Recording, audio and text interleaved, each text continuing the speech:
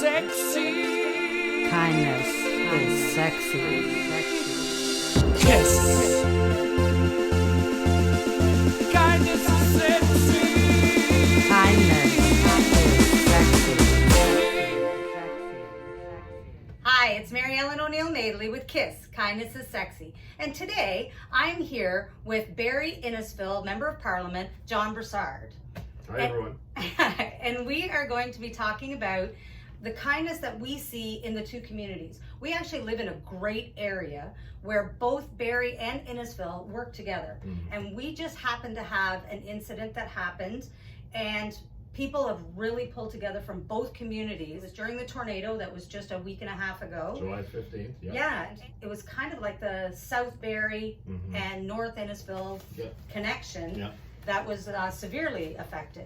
And I know that Sandy Cove Acres, they had damage, but the major damage happened on Mapleview Road. And Prince William Way. Yeah. In that area, But I wanted to talk about how incredible it was that both communities came together for support, because we had a whole bunch of businesses that were getting together and they were collecting donations and delivering them. And it got to the point where they had far more donations than they needed, which was great, because then those donations ended up going to other charities. And that's another thing that I love about our communities, is that if one charity ends up having a lot and they can't take anymore, they just go and find another community organization that really needs it. So I wondered if you could tell me, because you've really been involved, you've been on site. I haven't gone there yet because they did ask, people not to be just touring around if you don't live there. But I do have several friends who were severely affected. Well, the day of the tornado, I was actually just pulling into my office and, felt the wind starting to pick up and really felt the temperature drop. So I was standing under an awning and with a couple of people, and we were talking about the storm, right, and how bad it looked.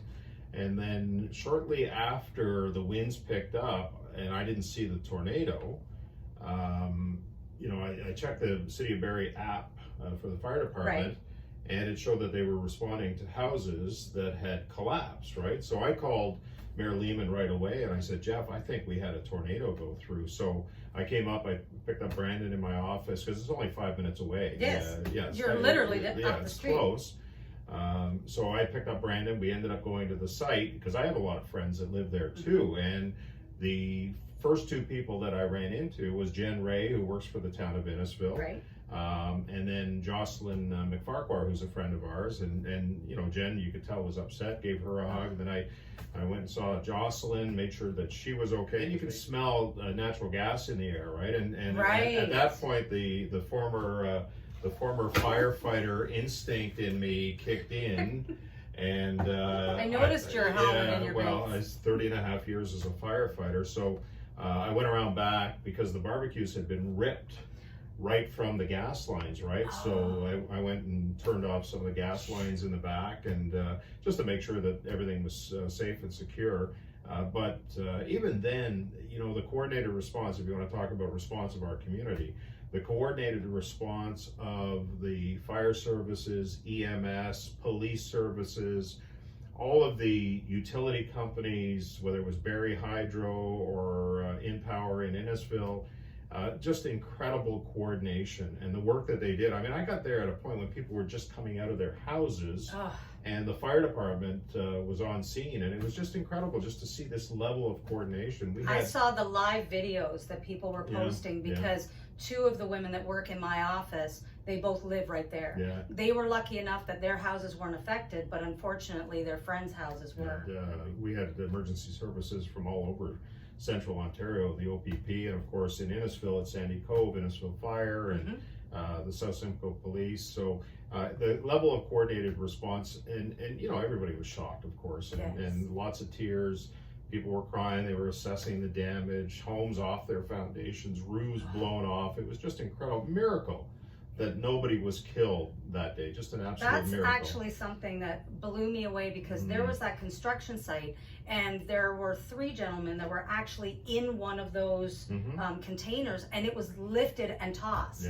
And they survived it. I saw an RV that was parked 4 driveways over, and by all accounts, by the witnesses who saw it, it literally, there was nobody in it, but it Right. went literally side over side till it ended up Wow. 4 driveways down from where it was parked. And this was a fully furnished, heavy RV that literally got picked up by the winds and Unbelievable. but you know, the coordinated response at emergency service level was incredible.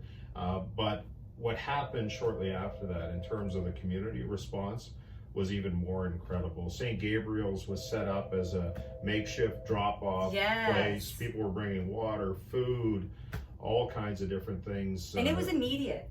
It wasn't like people waited. They immediately It wasn't even got, announced. yeah. Right? It became the spot where people went to drop off clothing and other things because of what they were seeing on the news. And it got to a point, like you said earlier, where they had to say, like, we can't accept anymore. Right. That's enough. And so if you wanted to make donations, make financial contributions to the Salvation Army or gift cards or whatever was the case. And of course, there was a Facebook page that was developed called Right. Barrie Tornadoes Volunteers. Right. Within hours, there was like 1,000 people that had become part of this page. They were putting out different information to try to help people and coordinated a cleanup. Becky and Kirsty coordinated a cleanup on Monday morning. That was incredible. Right, and I could not believe that. And I Yeah. watch all of the things that you post. Yeah. And when I'm looking at that, I thought, unbelievable Mhm. the amount of support that was out there. Well, they expected 50 or 60 people, right? And so I had arranged through Firehouse Subs, and that was the other thing, the restaurants and the service organizations that Yes. came to people's help to provide food and Yep. water and all of that stuff. I called Firehouse Subs and said, listen, there's probably going to be about 60 people there. Can you supply subs to the volunteers? Because the idea was to go out outside the controlled zone Right. so that they could clean up messes in parks and woods and all that. Picked up a mountain of garbage that day. 300 people showed Yes. up. 300 That was people showed incredible. up. And, you know, I 60 subs, it's like they didn't have time to make any more, but, you know, young people who were looking to help, elderly people. It was just amazing to see how the community came out to support. And you know, the thing is, Mary Ellen, is, you know, here's what I found about the tornado. Everybody saw it. Everybody saw what was happening, and they just wanted to contribute in Yes. some way. And that's really the terrific community that we have, you know, just by simply picking up garbage. But I think that's why we had so many people. And we had a lot of people showing up to the scene afterwards, right? Trying to comfort Yes. their neighbors. And, That's amazing. you know, and as we well. saw that in Sandy Cove as well, right? So, One of the things I did want to say though is when people talk about giving back to their community, they often think financial contribution, and a lot of people don't have that right now. COVID has really challenged a lot of people financially, but you forget it doesn't have to be financial. Just giving your time and literally cleaning up after an event like that, that's one of the best things that you can do. And that's what amazed me is these people just showed up just to help, just to clean up, manual labor, and they didn't expect anything in return. it's called community for a reason, right? And we saw the best in our community, not just from the emergency services and all of the other services, but neighbor helping neighbor in their greatest time of need. And that's the thing that I'm most proud of.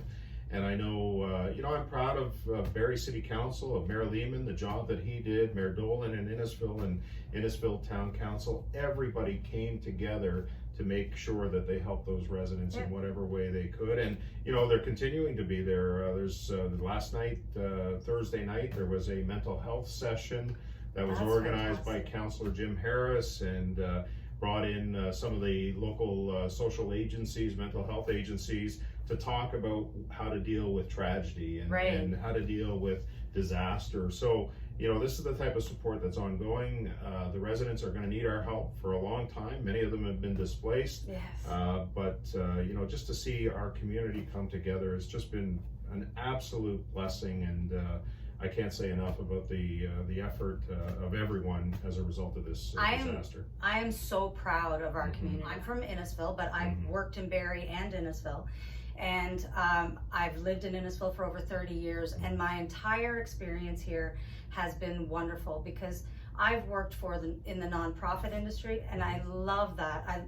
I love how businesses and residents all get together to help the people that need it.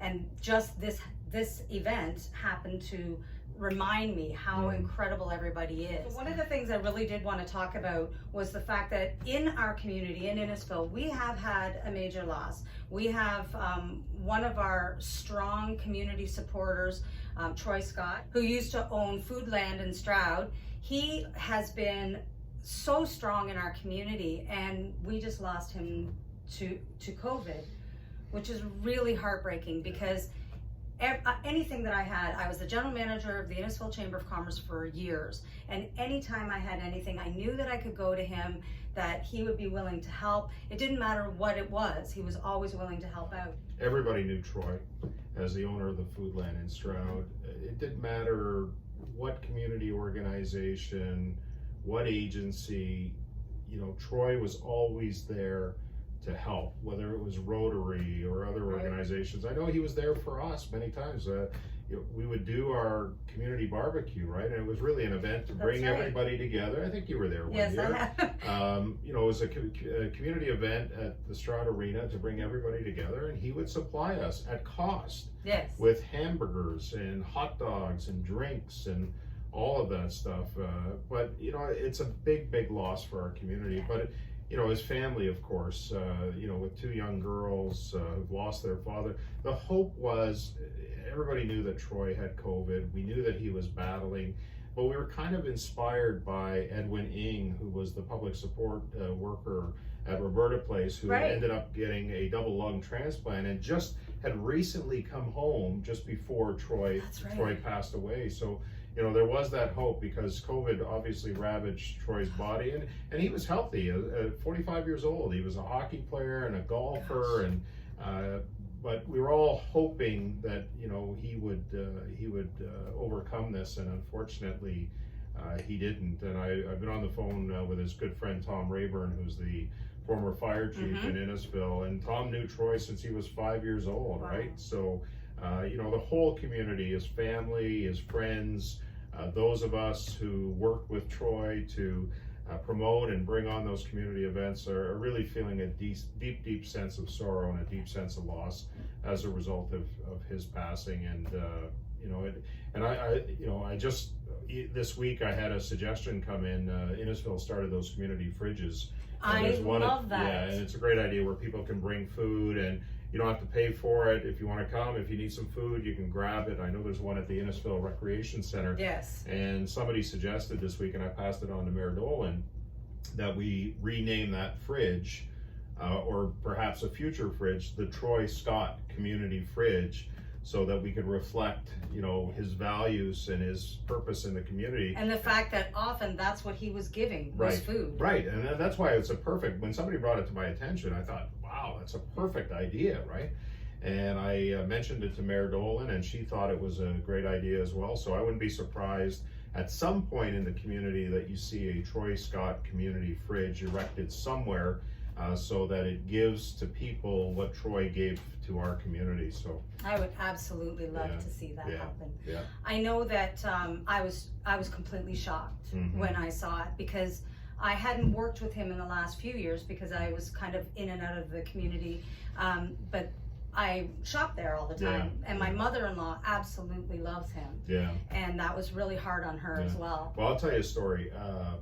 I was in there, and I'd often stop in there when I was out in the community. And recently, probably 6 months, 9 months ago, I stopped in there with Andrea from my office, and I love their chicken salad sandwiches. The Foodland in Stroud makes the best chicken salad sandwiches. So I was feeling a little peckish, and decided to stop in. So Troy saw me there, and he came down from the stairs, and he goes, "What are you doing?" I go, "Nothing. How you doing, Troy?"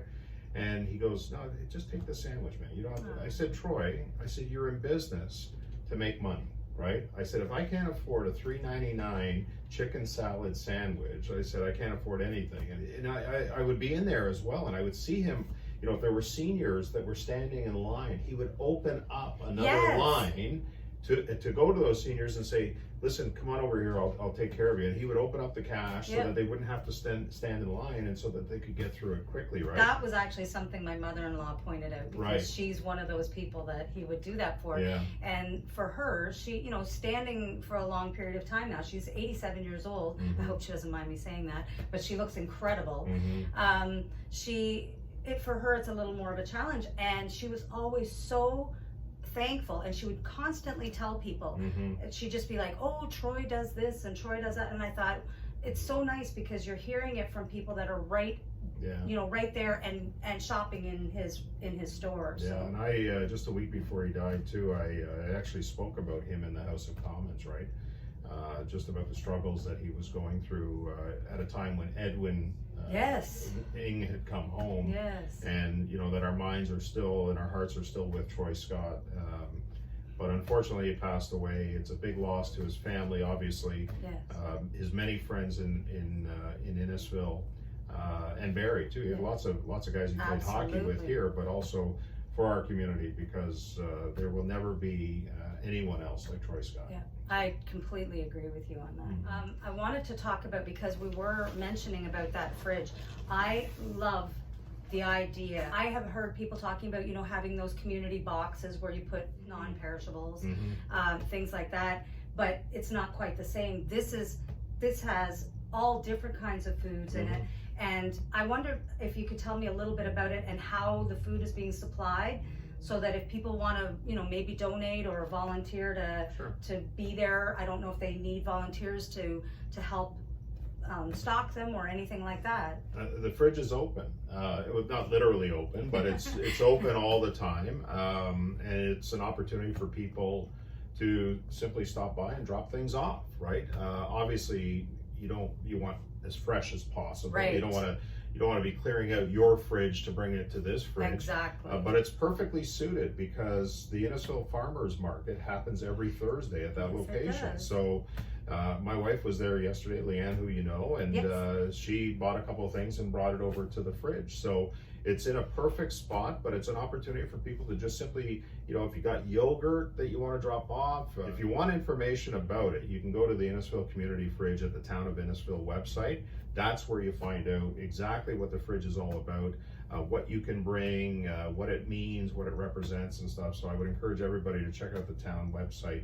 I actually just passed that information on to somebody. Somebody was asking me about it because they saw a story about it. So I got the link and I passed it on to them. So I encourage you to go to the Innisfil website and find out more information about the fridge. And I am hoping to talk to Lynn about that, Marilyn Dolan, because it's just such a great initiative. It's something that was far beyond. I was thinking of different things that maybe we could work on as a community, and all of a sudden that popped up, and I thought, what an incredible idea. And it helps people in the sense that maybe there are people who they don't really feel like going to a food bank, or they feel awkward, but it may give them that chance to get something that's a little more fresh, because it's a huge refrigerator. Yeah, and listen, there's a lot of pressures on families right now. Right, absolutely. You know, the Innisfil Food Bank, the Barrie Food Bank, they're all running at capacity. We're seeing the cost of everything go up, including groceries. There's many reasons why that's happening. But, you know, just as we were there for people in the tornado for that particular event, we still have to be there for everyone in our community on a day in and day out basis. And what I see in that fridge and the food banks, Pastor Courtney in Innisfil and Beulah at the Innisfil Community Church, they're doing everything they can to meet the demand. And, you know, I would encourage anyone who's listening that if you can help the local food banks, you'll probably get the greatest bang for your buck by helping local food banks, supplying them with what they need. Our local Innisfil Conservative Association gave Pastor Courtney $1,350. Oh, that's fantastic. We gave the Barrie Food Bank that. It was part of a fundraising campaign that we did. Cash really works well for the food banks because it gives them a lot of different options, right? Other than, you know, peanut butter, which is something that's needed.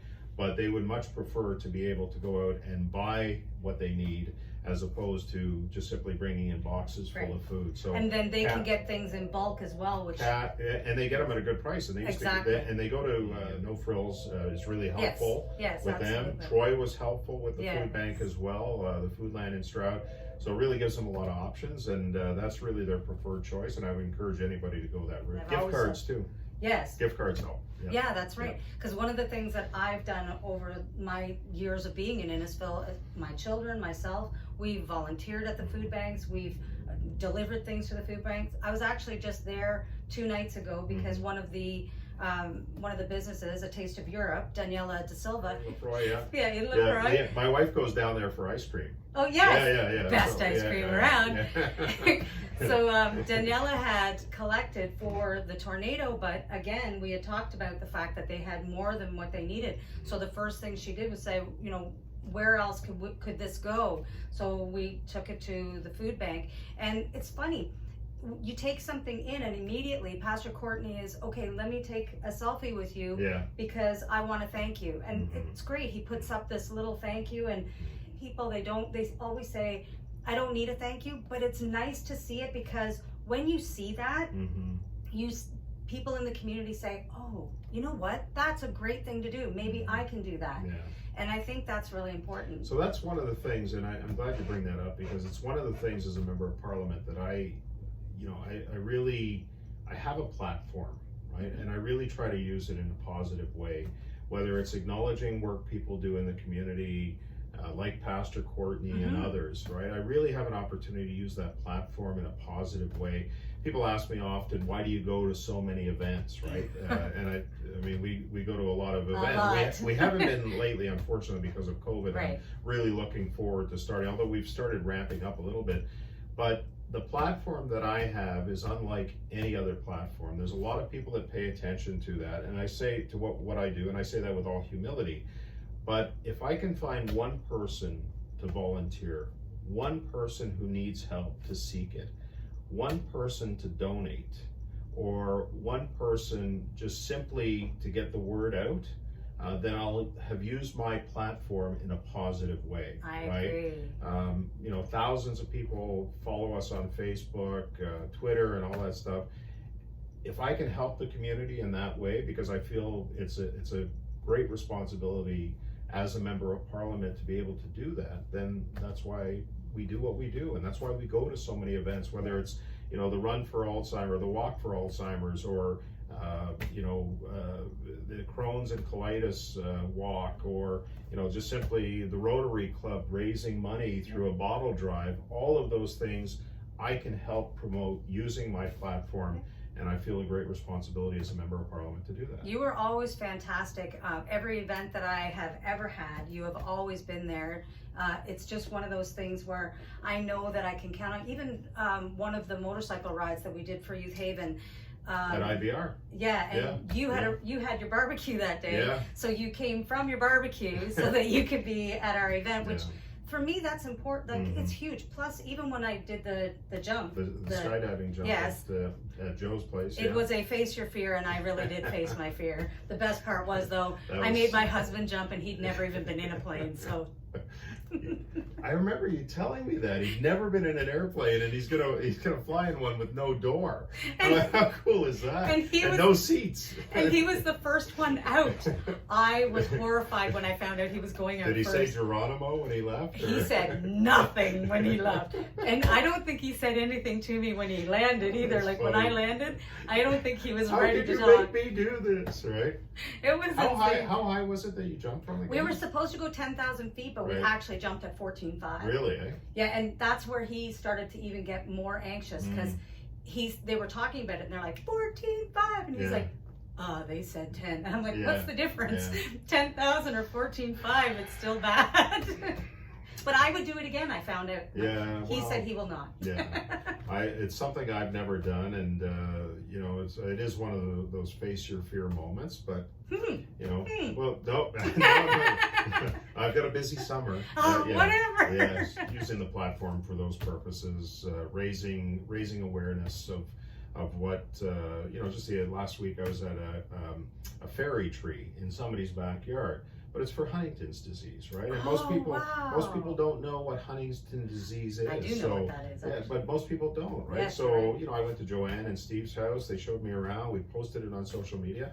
I hope that somebody went and found out what Huntington's disease is. I hope that somebody donated $5, $10, $15. I hope that somebody, who maybe they know who's suffering from Huntington's found a chapter here in Barrie and Simcoe, Muskoka that they can lean on for help, right? So that's why, using this platform, it's not just political being a member of Parliament, it's about community, and it always goes back to that, Mary Ellen, what we talked about off the top, to being a part of a community and making sure that we do everything we can as a member of that community to help in a positive way. That is the best thing about you, is that you've always been a huge part of our community, and we always feel like you're part of both Innisfil and Barrie, not more so on one side.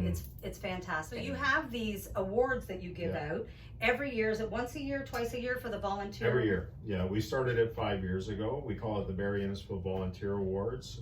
People nominate volunteers, both individuals and organizations. We've had, obviously the last couple of years have been different, but we've typically had a big celebration. Handing out the awards. It's been great, but because of COVID, we've had to sort of restrict that a little bit. But the acknowledgement of those volunteers and what they do in our community is no less important. So we've carried on that. We've done a series of videos that we've posted on social media highlighting what they've done. We've had graphics highlighting what they've done. And it's ranged from all kinds of different people. We have a youth award. Marty Capercio was the recipient, and what did Marty do? Marty would spend time. Sorry, not Marty, but her daughter. She would spend time going around picking up garbage off people's lawns, cutting grass, and she was nominated, and we chose her for a volunteer award. So, again, it's such a great community. Yes. There's so many people that do so much good work in our community. And you won't know about it unless someone, nominates them. And I think that was one of the things that I hear all the time. Whenever I ask someone if they're willing to do an interview with me, they're like, no, I don't need recognition for what I do. And I keep saying, it's not about being recognized. What it's about is someone out there may see you and say, that is incredible what that person did. I have time on my hands. Maybe I can do that. I've been trying to figure out, how to make it through COVID. I'm feeling depressed. I'm feeling sad. One of the best ways to get through sadness, depression, or anything of that sort is by volunteering. It's incredible. And the messaging that we've been putting out there throughout COVID is to reach out to somebody, right? Yes. Reach out to a senior, reach out to your neighbor, reach out to a veteran, reach out to anyone, a friend, just to tell them, hey, you know what, I'm thinking about you, right? How are you doing? How are you feeling? And is there anything you need, kind of thing? We've been consistent in our messaging throughout COVID to do that. And it's so important now. That's what part of being a community is all about. Especially when it's someone who is, living on their own, an elderly person who has lost a spouse. It's really hard. There are people who are suffering from mental health, depression, things like that. And other people don't realize how quickly you can change their mood just by calling, just by stopping in and having a coffee with them or whatever, from a distance, if that's what you have to do. How are you doing? I was just thinking about you. Yes. Is everything good? Everything okay? Do you need anything? Simple questions like that really engage in a conversation. But one of the things that I try to do, and I've been taught is by my mom and dad, is always give somebody an honest moment of your time. Yes. Right? Give somebody an honest moment of your time. Reach out. Even oftentimes, you go into the grocery store and people will recognize you and they'll want to talk, right? You give them an honest moment of your time because it's important to them. I love that. I think that's a really nice way of putting it. And it's important to recognize the work that volunteers do because, throughout this country, there's millions of hours of people volunteer what is the equivalent of full-time employment in this country. Hundreds of thousands of people in our communities, of not just Barrie-Innisfil, but right across the country, are helped by people who volunteer. So the least that we can do is to acknowledge that work and to recognize the goodness that they do within our communities, because they're always there trying to help, right? Whether it's seniors' homes, different organizations, volunteers are really the backbone of what makes communities, and they need to be recognized, and that's why we started it 5 years ago, and we're going to continue doing it. As long as I'm the MP, we're going to continue to do it. I think it's fantastic. So my message then is to people out there is just, if you see someone who's doing something for the community and for you, you're sitting there going, this is incredible what they do, then get a hold of John Brassard's office and nominate them. Find out is it through the website? How is it that usually we start the process in about February, and then the volunteer awards are coordinated with National Volunteer Week, which typically happens about the third week of April. Yes. So if you think of somebody in your community that is deserving of being recognized as an incredible volunteer, whether it's an individual, youth, or an organization, you can let us know. Follow our social media pages, because we certainly put that out there at John Brassard CPC, and check in around February. You'll see the nomination forms go up, and we'd be glad to recognize someone in our community who you think is doing an outstanding job in helping people. So I say pay attention, see who's out there doing things, and be one of those people. Even if you have 20 minutes or an hour here and there, just be one of those people to help out. It doesn't take a lot sometimes, and you just can't imagine how much that boosts your own feelings of happiness. And I look at Lexi Carpiccio, for example, a young person who does so much in her community. I know she was thrilled to be recognized. Her mom Marty was thrilled to be recognized in Innisfil, and we want to make sure that we continue that tradition. I think that's fantastic. Well, I just have to say thank you so much for taking the time to sit with me. I know that you're really busy. Every time I turn around, you're at an event or you're somewhere here, there, and everywhere. So I do really appreciate Leanne calls me the duck, because on the surface I'm calm, cool, and collective, but underneath the water my feet are going a million miles an hour. That's so true. The duck. But I really appreciate the fact that you've started doing this. I think it's important to get positivity out in the community, especially in the times that we've been in. Canada's faced some great challenges in the past, and we're facing some pretty significant challenges now, especially in the area of economic recovery and all of that stuff. It's going to take all of us, every single one of us in our communities of Barrie and Innisfil and right across this country, to work together in a unified way to make sure that we come out of this prosperous, with hope and opportunity for everyone. And I really like the positive aspect of what you're doing, Mary Ellen. I wouldn't expect anything less, frankly, but you keep doing what you're doing, and I want to say thank you on behalf of our community for getting the word of positivity out there, but more importantly, just being who you are. And you do so much, so thank you. I really appreciate that. That's so sweet. And I just want to say, kindness is sexy, and we all know John Brassard is a very sexy individual. Please. And very kind. I'll take the kind. The sexy thing, maybe about 30 years ago, but not even. Stop it. I'm going to ask your wife. Thank you, everyone, for coming out and paying attention to what we have to say, and pay attention in your community to see who's out there doing good deeds, and let's get them recognized.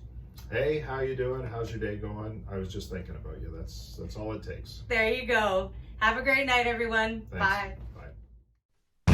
Kindness is sexy. Kindness is sexy. Kiss.